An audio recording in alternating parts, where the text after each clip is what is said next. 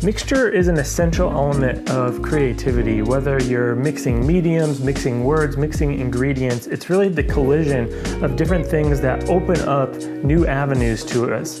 When we're painting, you mix two colors to get a third color. When we're making lyrics or poems, you're mixing words to make a metaphor or an image.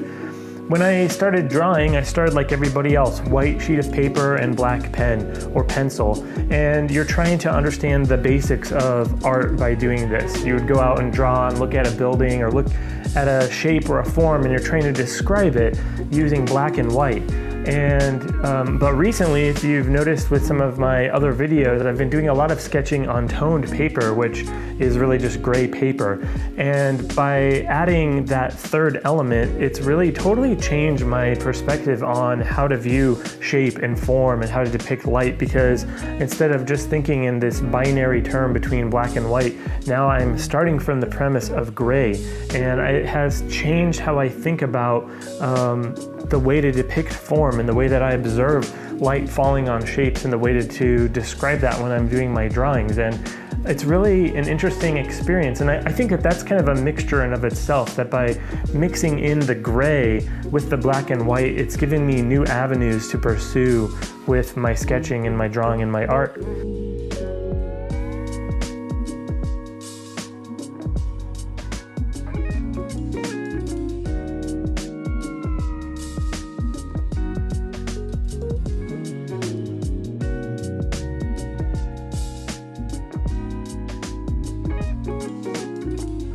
It's also the same way with music.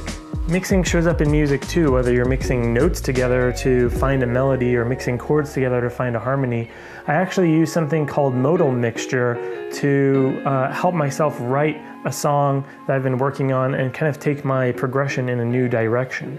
So how does modal borrowing work? Well, essentially, we're looking at the chords in the parallel key. So if you're in a major key, in this instance, in the song I'm writing, When the Lights Go Out, I'm in the key of E flat major. So if I want to use modal borrowing, I want to look at the chords in E flat minor and compare and contrast these. So you have the same tonic chord, which is E flat, or the same tonic note, but you have one set of chords for the major and one set of chords for the minor. And so in this song I'm writing, I'm in E flat major, and I'm looking at all of the chords in the parallel key of E flat minor, and I want to use the minor 4 in my chord progression, which is actually probably the most commonly borrowed chord in modal borrowing.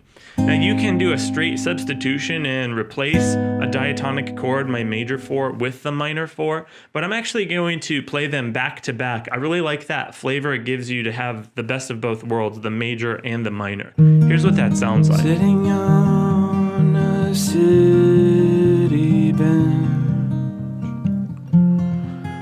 thinking of the times I crossed the line, trying to escape underneath the fence that separates your heart from mine.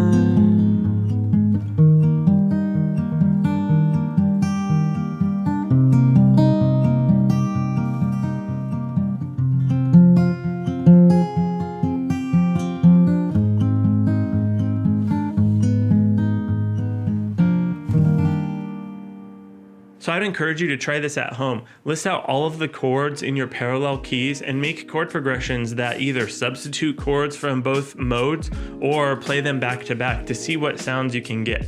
I'd also encourage you just to listen for this in the music you love. When you start to recognize that sound, it really can enliven up the music that you love. It's really a unique flavor, a really interesting sound, and it's really exciting when you can recognize it. Mixing is a fundamental element of creativity, so whether you're mixing shades and tones and colors, or mixing notes and harmonies, or even simply mixing ingredients for the next meal that you cook, look for ways that mixture can re-enliven your creative voice and help you discover a new path for your creativity, because you have a voice that matters. So stay creative, and I'll see you next time.